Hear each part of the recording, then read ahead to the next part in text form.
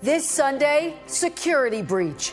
President Trump is rushed off the stage at the White House Correspondents' Dinner after shots were fired at a security checkpoint as police take a suspect into custody. A man charged a security checkpoint armed with multiple weapons, and he was taken down by some very brave members of Secret Service.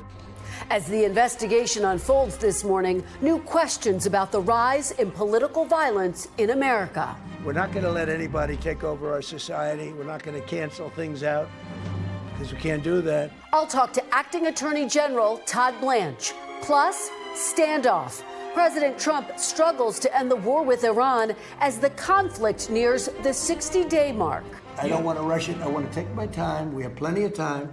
And I want to get a great deal. With concerns growing over the war's impact on the economy, will the White House bend to political pressure? And Fed fight. The Justice Department drops its criminal probe of Federal Reserve Chair Jerome Powell after Republican Senator Thom Tillis threatened to block the confirmation of his successor, Kevin Warsh. Will it be enough to secure his vote?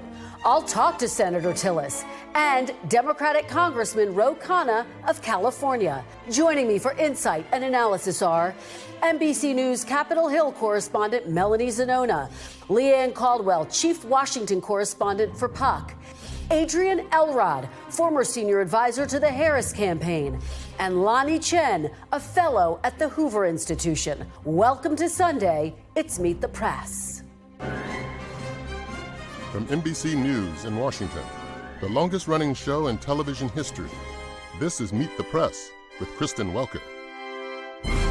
Good Sunday morning. We are coming on the air after a terrifying night here in the nation's capital. The president, first lady, vice president, many cabinet members, and lawmakers on both sides of the aisle had gathered with the press for the annual White House Correspondents' Dinner, a celebration of the First Amendment and freedom of the press. It was Mr. Trump's first appearance at the dinner as president, when moments into the program, a gunman armed with multiple weapons charged at a Secret Service checkpoint in the hotel lobby of the Washington Hilton where the event was held. Law enforcement quickly tackled him to the ground, taking him into custody. The suspect identified as 31-year-old Cole Thomas Allen from Torrance, California. Inside the dining room, Secret Service rushed to the stage, evacuating the president, first lady, and other top officials. As the chaos unfolded, many attendees, including myself and many other journalists here at NBC News, tried to take cover at or near our tables. Later, back at the White House, the president, still in black tie, addressed reporters in an impromptu news conference. The man has been captured. They're going to his apartment. I guess he lives in California. And he's a sick person, a very sick person. And we don't want things like this to happen. My impression is he was a lone wolf, whack job. These are crazy people. These are crazy people. And they have to be dealt with. The president also said a Secret Service agent who was struck in his bulletproof vest during the incident is doing, quote, great. The agent was later released from the hospital. The incident comes as the nation continues to grapple with the threat of political violence. Are you concerned about political violence? This could be politically motivated. All violence. I'm concerned about everything. Look, but I can't be so concerned that you can't function. No, I'm here. It's a dangerous profession. And joining me now is Acting Attorney General Todd Blanche. Mr. Blanche, welcome back to Meet the Press. Thank you for being here on what is a somber morning in the nation's capital. It is. Good morning. Thank you. Good morning. You were in the room when this all unfolded, and I want to just start on a personal level, Mr. Deputy Attorney General. When you realized what was going on, how did you react? I think I reacted like a lot of people in that room. There was obviously initial confusion, but law enforcement, I think what everybody saw in that room, and I was in the briefing room an hour later and saw a lot of the people that were in that room along with me, was the great work of law enforcement. I mean, everybody virtually immediately felt safe because the law enforcement presence in that hotel and in that conference room was overwhelming. And so while I didn't know what had happened, and nobody did it at first, I felt safe, and then obviously the night unfolded as it did.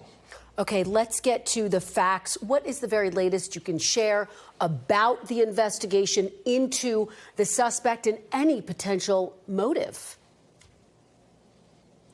So we, law enforcement, FBI, Secret Service, police departments in Los Angeles and in D.C. worked through the night executing search warrants on a couple of different locations and also on devices to try to continue to investigate. It's been about 12 hours or so since the incident happened. And what we believe happened, at least as of now, is that the suspect traveled by train from Los Angeles to Chicago and then Chicago to Washington, D.C., where he checked into the hotel where the Correspondents' Dinner was at in the last day or two. We believe that the 2 firearms he had on him he had purchased within the past couple of years, and there's also we're still investigating motive, and that's something that will necessarily take a couple of days at least. We believe that he was targeting administration officials in this attempted attack.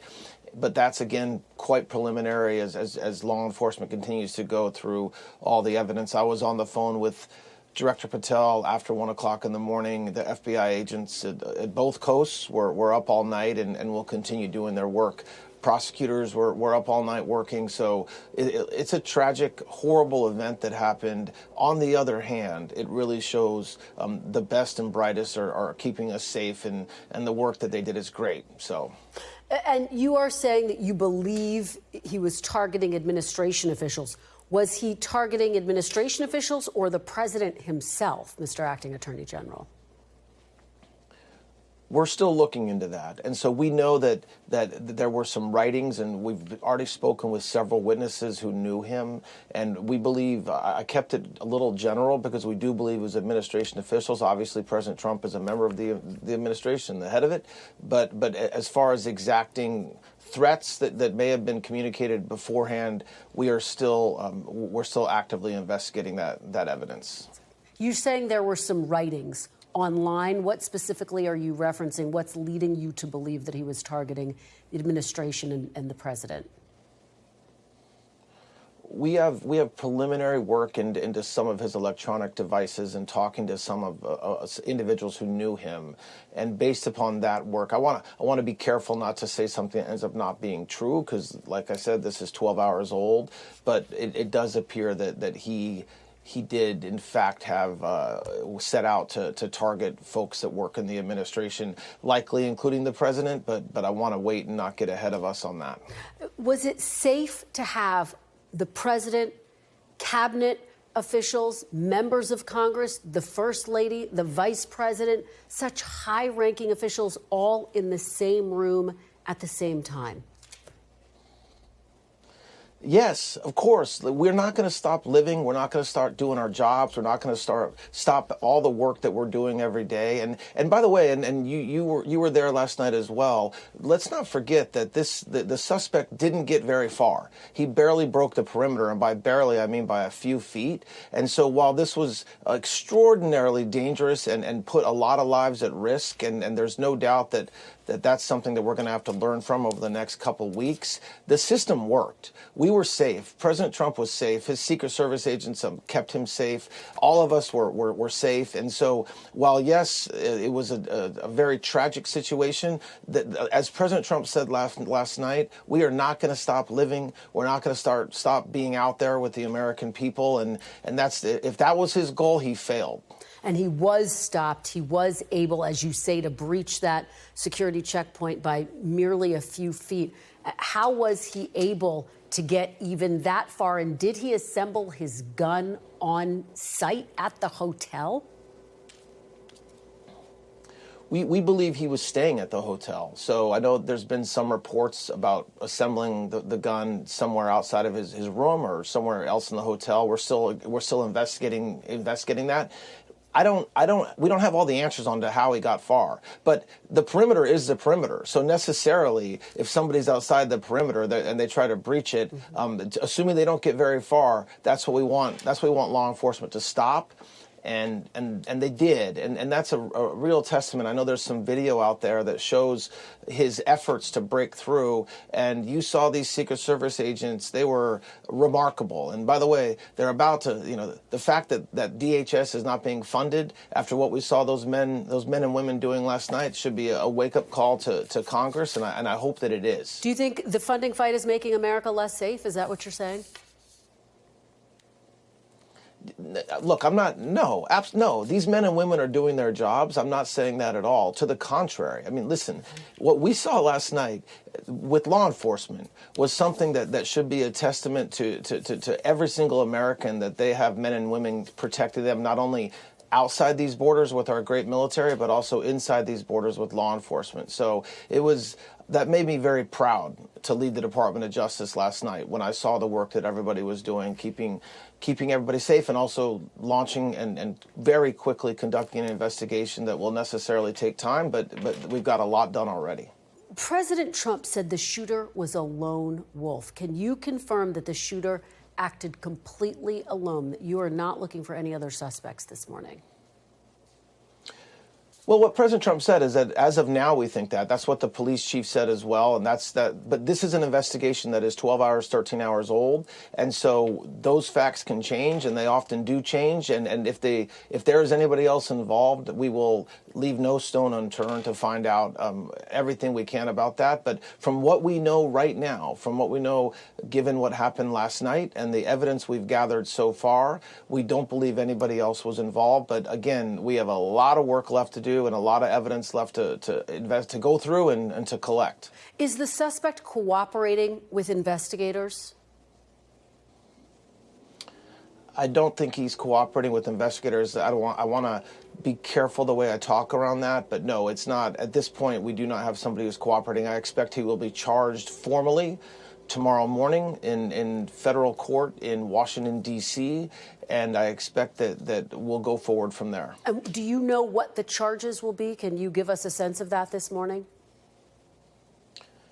Yes, not atypically in a case like this, there will be an assault of a federal officer charge. There'll be a charge about, him discharging a firearm and attempting to kill a federal officer. And then there are potentially charges beyond that come from reviewing of the evidence and if we understand his motivations and as we continue to gather. But initially, I expect those two charges to be filed tomorrow morning. So assault of a federal officer and then using a firearm and discharging a firearm during that assault. Is there any potential nexus to terrorism here, Mr. Blanche? Any connection to what's happening in Iran? No, and President Trump talked about that last night. We just don't know yet, and that's not surprising given, where we are here on Sunday morning after something happened Saturday night.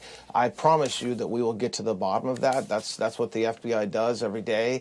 But as of now, we don't have any connection to any particular policy directive of President Trump or Iran or anything else that we're doing in this country. But we are looking into it, and we'll know more. And when we know more, we'll share it with the American people.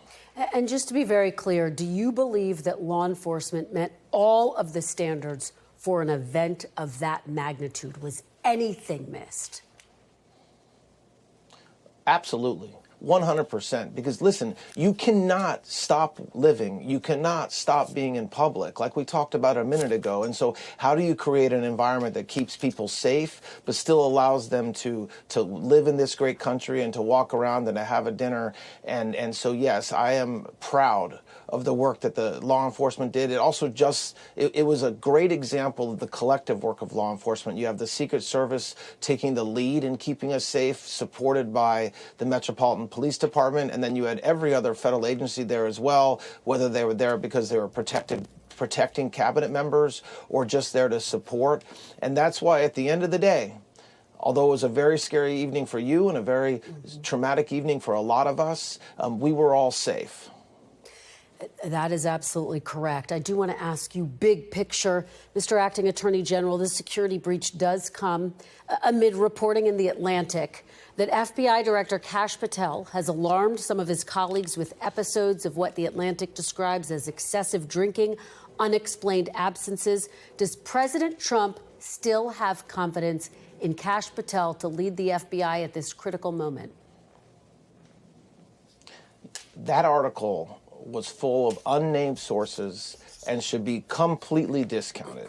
I was with Director Patel last night.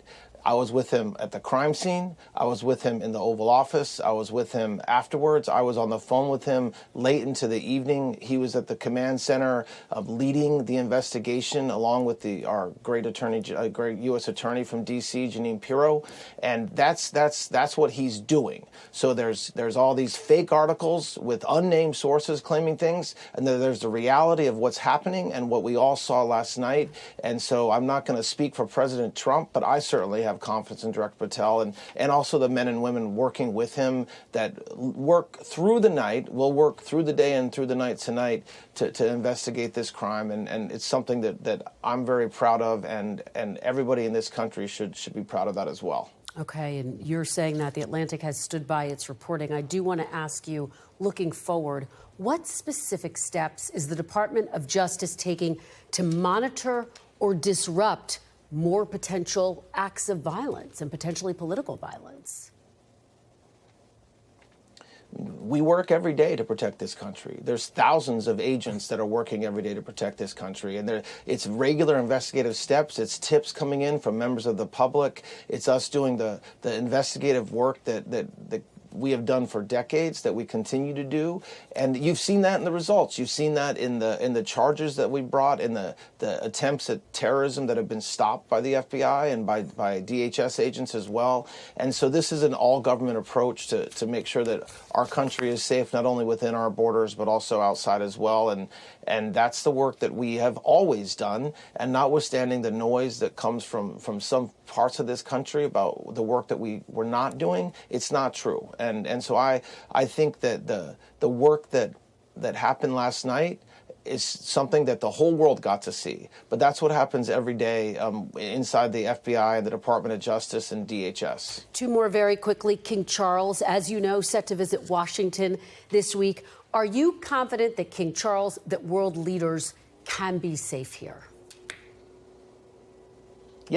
Yes, I'm very confident. I mean, listen, this is not, we have to learn from what happened last night, and we will. But the first takeaway, the takeaway that it should be obvious, is that the system worked and that we stopped this suspect, that we stopped him as soon as he tried to do what he was trying to do. And the president was safe, his cabinet was safe, and every reporter and every member of the press and their guests were safe as well. Okay, and just finally, I want to ask you this question. I'm going to be talking to Senator Thom Tillis coming up. The Justice Department just dropped its criminal probe of Fed Chair Jerome Powell after Senator Tillis threatened to block the nomination of the president's pick to lead the Fed, Kevin Warsh. Does the Justice Department commit to not reopening this investigation if and after Kevin Warsh is confirmed? What we said last week remains true. We are letting Horowitz, the Inspector General, do his job. He necessarily needs to be, he has a lot of tools. He can talk to people. He can look at records. The work that every Inspector General, especially him, can do, we have a lot of faith in. We're going to let that process play out. There's a lot, by statute, if he identifies any criminal conduct, he's required to make a referral to the U.S. Attorney's Office. I don't know what his investigation will uncover, and nobody does because it's an investigation. But if he uncovers evidence of criminal conduct, there is no doubt that we will investigate. And what we wanted to make sure is that this conduct is investigated. That's been the goal from the start, is to understand what is going on with that situation and with the building and the cost overruns and why it's costing so much money. And the president has faith and trust in the Inspector General to do his work, and we'll be watching it, and we'll go from there depending on what he finds. So very quickly, you don't rule out the possibility that there could be a criminal investigation reopened into Jerome Powell over those alleged crossed overruns? This is an investigation, and so I'm not going to prejudge what the investigation will find and say there's absolutely going to be charges or absolutely not going to be charges. That wouldn't be fair to the process. We are going to let the investigation unfold, let him do his work. At the conclusion, he will issue a report of some sort, and that may include a referral. It may not. So we'll see what happens. Acting Attorney General Todd Blanche, thank you for being here. We are grateful that you are safe, that members of the cabinet are safe, that the president and the First Lady are safe, and we are thankful to the Secret Service, as you say, for keeping us all safe last night. Thank you for being here. Thank you. When we come back, Republican Senator Thom Tillis joins me next.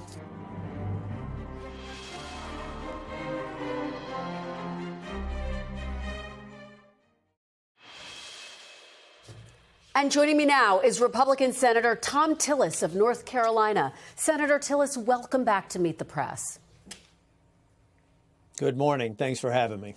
Good morning. Thank you so much for being here. We are grateful. I do want to start off by getting your reaction to the events that unfolded here at the White House Correspondents' Dinner last night. What are the key questions that you have this morning, Senator? Well, I think the first observation is what an extraordinary job the Secret Service, local law enforcement, and other agencies that were there to protect not only the president and cabinet officials, but the people in attendance. I think it was a textbook execution.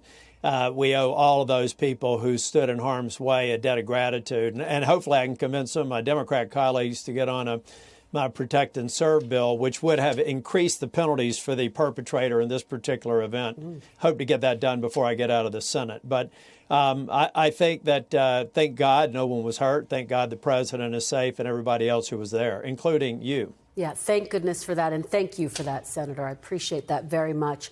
I do want to ask you big picture. I was just discussing this with the acting attorney general about FBI Director Kash Patel. His agency obviously will play a prominent role in this investigation. Again, The Atlantic reporting earlier this month that his tenure has been marked by what it calls, quote, conspicuous inebriation and unexplained absences. Now, Mr. Patel denies those allegations. Do you have confidence in Kash Patel to lead the FBI in this moment? As you know, I was one of the people that led his confirmation and Judiciary Committee. This is one article. I work purely on facts and corroboration. When I see a corroboration, then I'm willing to have a discussion about these allegations. But at this point, look, I get hit with articles. Everybody gets hit with articles in D.C. and in politics. They've got facts out there. They've got witnesses. They want to lay them out. I'll take a look at it. But at this point, I'm not changing my position on the FBI director. I support him. Okay. I want to ask you about political violence broadly. You are no stranger to it. Unfortunately, you've said you've been threatened so many times that it's like, quote, going to 7-Eleven and getting a gallon of milk. You were, of course, there when violence broke out on January 6, 2021, something that you have continued to speak out about. The president said last night that political violence is the cost of doing business now. Do you agree with that sentiment? And what can the country do about that, Senator? Well, sadly, I agree with the president. I think he's right. I think the amplifier and the instigator of social media is able to really target vulnerable people. In many cases, we're seeing people who are committing these horrible acts have behavioral health and other challenges, stability issues in their lives. And now we have platforms that can focus on them, state actors, terrorist organizations fomenting hate in this country. What the American people need to do is take a breath, confirm their facts, talk to their elected officials, think of a bit before they judge people. They all have a role to play. And we in elected offices do as well. Our words matter. The weight of our words matter. And we need to be very measured in the way that we use them. All right. I do want to turn to another big topic, a big headline this week, the Fed chair. Of course, the Department of Justice on Friday announced it was going to close its investigation into Federal Reserve Chair Jerome Powell.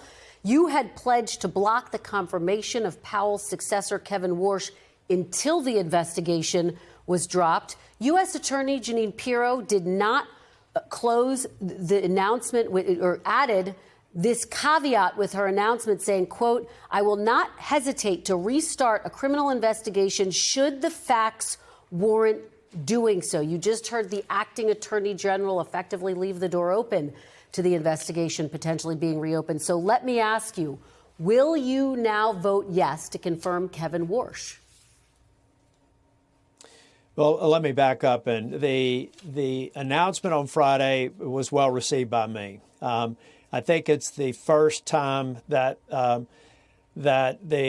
Department of Justice in D.C., or I should say the D.C. prosecutors, have acknowledged that they're not going to carry this case forward. The case is on appeal. But after that statement, I've had a number of discussions with the Department of Justice. They have made it very clear that the current investigation is completely and fully ended. There may be some confusion because they're moving forward with the appeal, but I have been assured by the Department of Justice that that appeal is simply to challenge the basis for judging on the motion to quash the subpoenas. It would not in any way constitute a basis for reopening the investigation. And we heard from Acting Attorney General Blanche just a few minutes ago that the only thing that would trigger an investigation is potential criminal misconduct identified by the Inspector General Horowitz, who's one of the most respected Inspector Generals in Washington or in the whole of government. I believe, I have studied this, and I believe that there will not be any wrongdoing. Maybe we find a little stupid here in terms of somebody responsible for the project making a decision they shouldn't, maybe. But it doesn't rise to a criminal prosecution. That was my problem to begin with, because I feel like there were prosecutors in D.C. that thought this was going to be a lever to have Mr. Powell leave early. But now with this, I am prepared, and with the assurances from the Department of Justice that the case is completely and fully settled, that the appeal would only be used to potentially abrogate or change the ruling for administrative purposes, not as a basis for reopening the investigation, and that the only way an investigation would be open would be a criminal referral from one of the most respected inspector generals there. I am prepared to move on with the confirmation of Mr. Warsh. I think he's going to be a great Fed chair.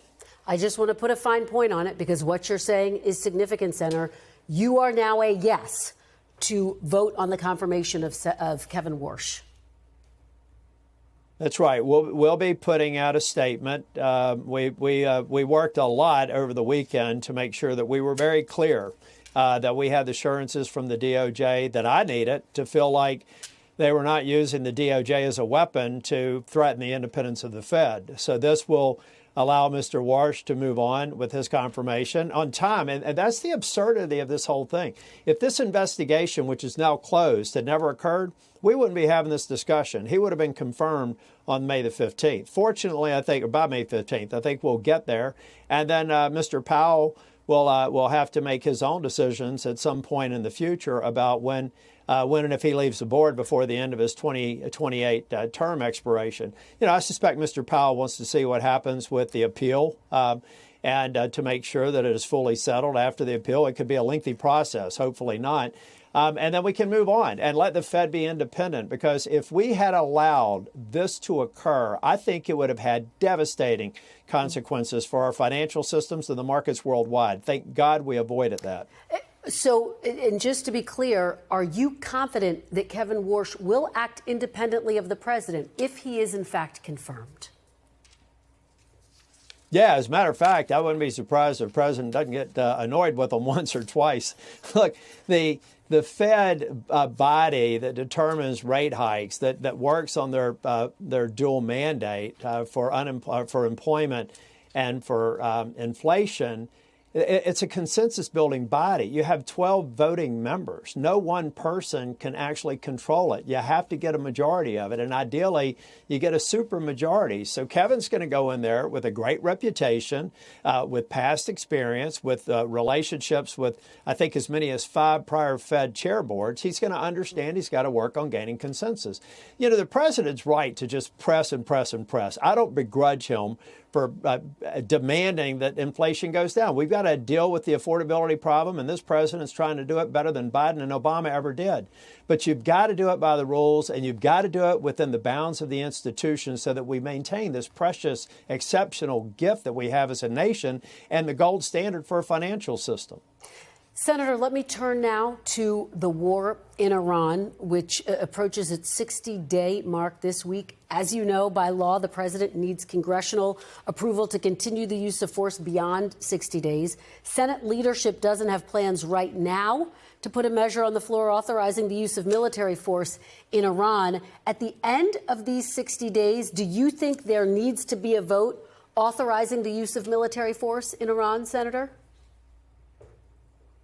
Well, I think the only thing that's going to avoid pressure to do that is clarity from the White House, from the Department of Defense on what the strategic objectives are. If you go back to the War Powers Resolution, 60 days is roughly the amount of time we give the administration leeway to take action.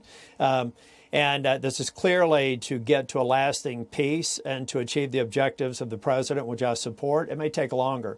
So we need clarity on what that looks like. In fact, I think that if it's going to be a longer-term engagement, the authorization for the use of military force could demonstrate to Iran, this isn't just about the president in Iran. This is about the whole of the United States and the U.S. Congress supporting the president through an authorization for the use of military force for the long term, for as long as it takes to get to a lasting peace and a non-nuclear Iran. And so would you vote in favor of authorizing military force in Iran if it were brought to the floor? We would have to work with the administration. Clearly, this is not, we're not going to play the game that the Democrats have tried over the past couple of weeks doing these discharge resolutions on war powers. We want to be productive. We want to be supportive of the president. And to do that, we just have to be briefed on what the objectives are so that we can support that. Either support a formal extension, which is allowed under the War Powers Resolution, or build the support for the authorization of the use of military force.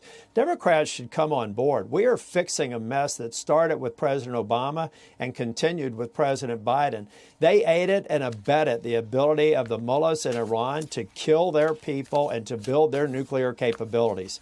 This president, I've told him, is the first president who had the guts to act with the kind of power that's necessary to bring these hateful, deadly leaders of Iran to heel, and we've got to do everything we can to support them. But most people know I'm a by-the-book kind of guy, and we need to do it by getting clarity from the administration on what they need to do short-term, intermediate term, and long-term, and to what extent Congress can help, and get Democrats on board fixing problems that their predecessors created.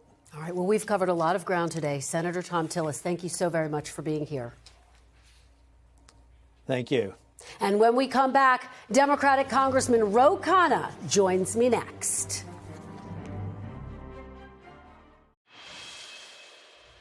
Welcome back. And joining me now is Democratic Congressman Ro Khanna of California. Congressman Khanna, welcome back to Meet the Press. Thank you for having me. I'm glad you're safe and back to work this morning. Thank you so much, Congressman. That really means a lot. I appreciate it. I do want to start off by getting your reaction to the events that unfolded here overnight in Washington, and everyone's so grateful to the Secret Service for keeping us safe. It was absolutely horrific. I'm so relieved that the president, the first lady, every administration official, and all the guests are safe. I appreciate law enforcement and particularly the Secret Service agent who was shot, and hope he makes a full recovery. But as you know, Kristen, this is an event that is actually the symbol of an open, free society. And to see journalists like you and others ducking under tables was just horrifying. We need a bipartisan national commission for political violence in this country. I heard Senator Tillis speak. We should look at social media. We should look at mental health issues. We should look at language. But we need to do something to bring the temperature down. Well, let me ask you about what happens next in terms of this investigation. Do you have confidence in the Secret Service and the FBI as they carry out this investigation, Congressman? On this issue, I do. I heard Acting Attorney General Blanche. As you know, we've had disagreements on the Epstein files, but I do believe that he's going to do everything to have a thorough investigation. I appreciate what law enforcement did to make sure that the breach was not more than a few feet. We can look at whether there needs to be even more security in the future. I mean, I've gone to those events. It's always struck me as a bit odd that the metal detectors are before the ballroom as opposed to before the hotel. So maybe there will be some things that need to be fixed. But I do believe he will do a thorough job on this. Speaking of the acting attorney general, you heard him just tell me that this should be a wake-up call for Congress to fund DHS. Does Congress need to act in the wake of this incident to fully fund DHS? Absolutely. We've been funding, the Democrats have been saying we want to fund DHS. We just don't want to fund ICE agents with the ICE raids against American citizens and against immigrants in ways that broke the law. But the Democrats have said that we will fund DHS as long as you separate that from the ICE funding, and we have done that many, many times. Let me turn to Iran now, this 60-day deadline that is coming up. Of course, the key deadline to legally authorize any continued military action in Iran. You've supported several unsuccessful resolutions to limit President Trump's war powers in Iran. Do you think President Trump will be able to secure congressional authorization for this war? No, Kristen, let me be clear. We need to end this war. Americans are struggling. Gas prices are up, food prices are up, housing costs are up. The reason those prices are up is because the Strait of Hormuz is closed and because of this war. It's caused devastation for working families. The president ran saying that he would bring prices down. Prices are up in his administration. And the way most Americans want this war to end, even 54% of Republicans believe we need negotiation to end the war. The Pope is saying end the war. Americans agree with the Pope. We need a negotiated settlement, and this war needs to end this week. But, Congressman, let me ask you, if Congress does, in fact, side with President Trump in that key vote, should that be an end to any legislation trying to block him? Would that effectively tie the commander-in-chief's hands? If they authorize the vote of force, you're saying? I mean, we need to be having a war powers resolution that says that this is an illegal war, and I believe we will have the votes to do that. And that would tie the president's hands in terms of not being able to get funding to continue this war. That's how we ended the Vietnam War. It's how we ended the Iraq War, not funding this. But this idea that we're going to put $400 billion more into a war in Iran and that we're going to watch prices go up is just hurting working class Americans. It's not what the president ran on. All right, a few other quick topics. I want to turn to the big news out of Virginia, that redistricting referendum that passed this week in that state, potentially giving Democrats a chance to flip up to 4 Republican seats. Some of the same Democratic leaders who backed it, like former President Barack Obama, Governor Abigail Spanberger, had previously spoken out against gerrymandering. Let me give you an example. President Obama saying in 2020, it has warped our representative government. Governor Spanberger saying in 2019, it is detrimental to our democracy. Do you think this political win for Democrats ultimately comes at the expense of a healthier democracy? No, the Democrats, including President Obama, supported the John Lewis Voting Rights Act. That would have ended gerrymandering across the country. The Republicans, not a single Republican, supported that bill. Then Donald Trump says, I want to have partisan gerrymandering because I know we're going to lose the midterms otherwise. Well, the Democrats are not going to unilaterally disarm. In a game that the Republicans started, they're actually losing. They're down a seat. And so the Democrats still would welcome an effort to ban gerrymandering, to go and pass the Voting Rights Act and have independent commissions. But what we're not going to do is watch unilateral disarmament and just Republicans get to gerrymander and we don't. Congressman, finally, let me ask you about the Epstein files. You mentioned that earlier. You told me last time we spoke that you actually wanted King Charles, who's poised to visit the United States, to meet with the Epstein survivors during his upcoming visit. He has said that he will not. What was your reaction to hearing that? What are the implications, do you think? I was disappointed. I had a constructive meeting with the British ambassador. I am hopeful that King Charles, when he speaks to the Congress, will acknowledge the Epstein survivors, will call for justice, will call for investigations and prosecutions. It would be an enormous gesture if, when he's speaking at the Congress, he does that, and I'm hopeful that he will. Okay, well, we'll watch and see what he has to say. Congressman Khanna, thank you so very much for being here. We appreciate it. Thank you, Kristen. And when we come back, the very latest on the investigation into Saturday night's shooting suspect, much more after a quick break. When we come back, how is America grappling with the rise in political violence? The panel is next.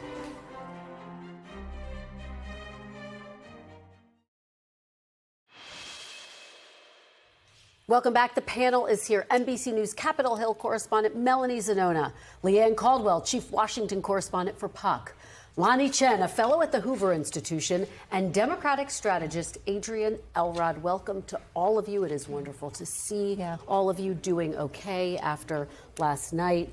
Mel and Leigh Ann, obviously you were in the room as well. Mel, I want to start with you. Just what was your reaction as the events unfolded at the Washington Hilton last night? Well, you know, Kristen, I was there in the Capitol on January 6th, and I was in the chamber, and it was a similar duck and cover situation. I think what was so chilling to me about yesterday was how normalized this has almost become. And that's not to say we weren't terrified in the moment, but it has almost become acceptable. And you know, for me, something kicked in where it's like, okay, I've been through this before. I need to protect myself, listen to the police officers.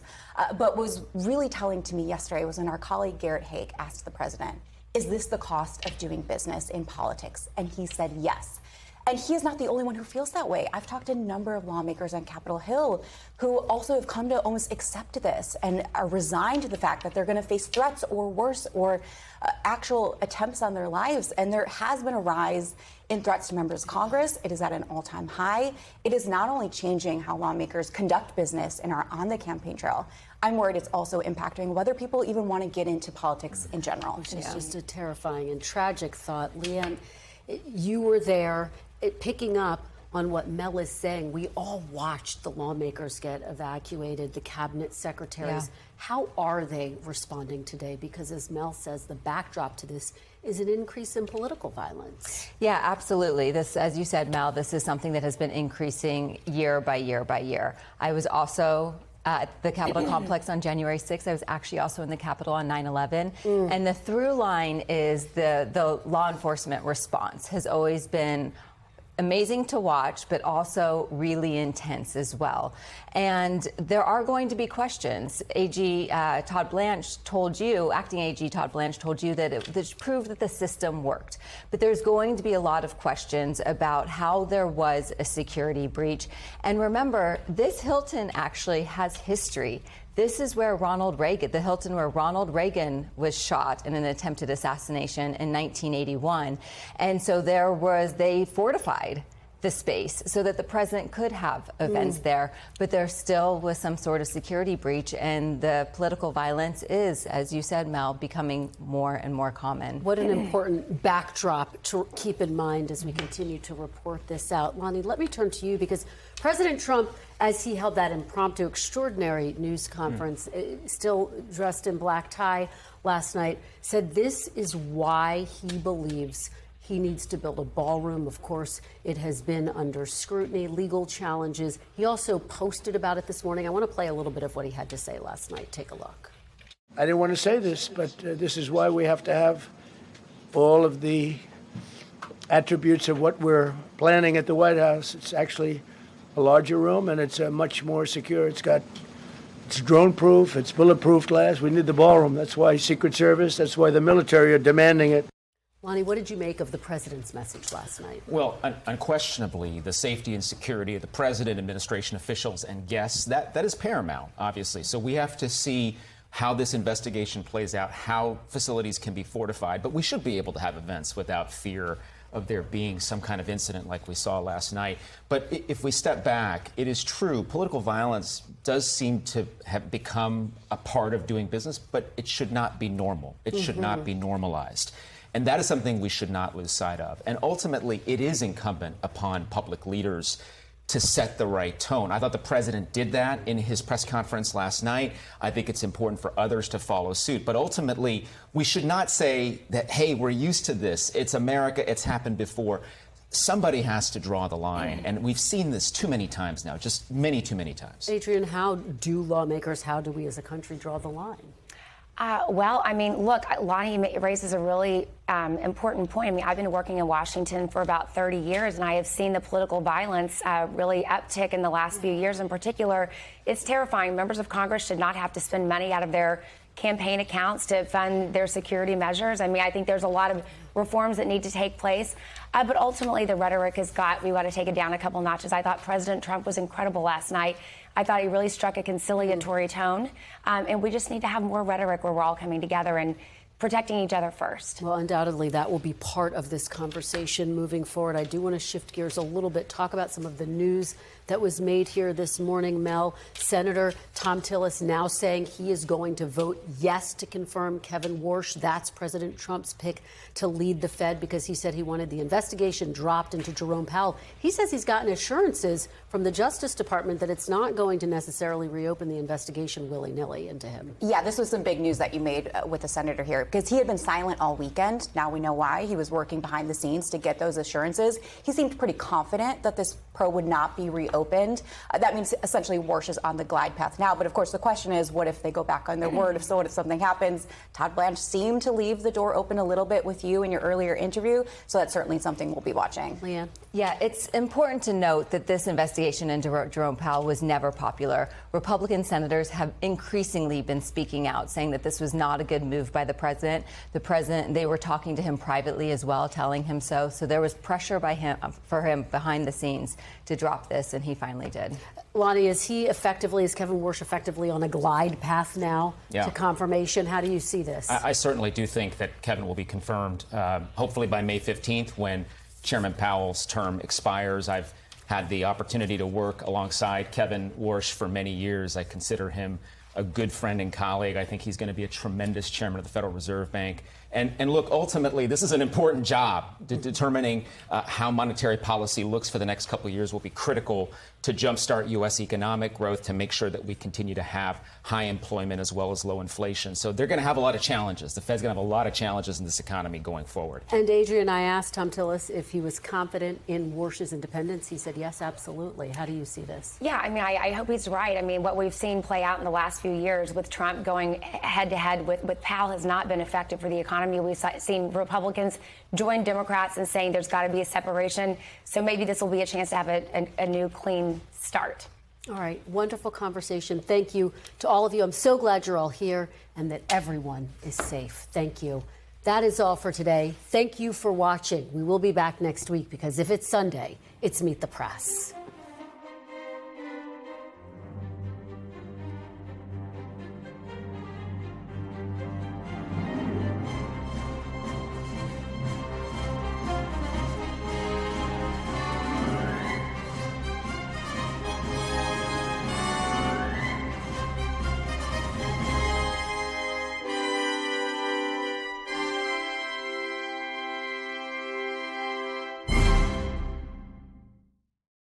We thank you for watching, and remember, stay updated on breaking news and top stories on the NBC News app or watch live on our YouTube channel.